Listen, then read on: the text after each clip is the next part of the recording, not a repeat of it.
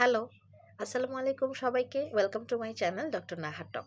আজকে কথা বলবো হোমিওপ্যাথিক মেডিসিন আর্সেনিকের মৃত্যু ভয় সম্পর্কে। অ্যাকোনাইডের মতো আর্সেনিকেও মৃত্যু ভয় রয়েছে। আর্সেনিকের মৃত্যু ভয় উৎকণ্ঠা বিশেষ, জীবনী শক্তির দুর্বলতা, উৎকণ্ঠা, মানসিক উত্তেজনাজনিত কারণে নিরাশা বা হতাশায় মৃত্যু ভয়।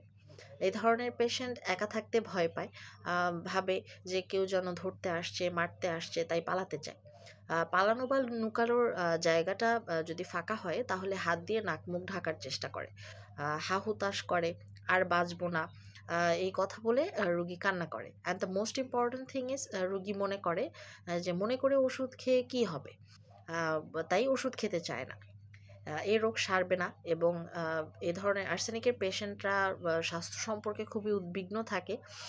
এ ধরনের রোগের ক্ষেত্রে তরুণ অবস্থায় অ্যাকোনাইড এবং পুরাতন অবস্থায় আর্সেনিক ব্যবহার করতে হবে।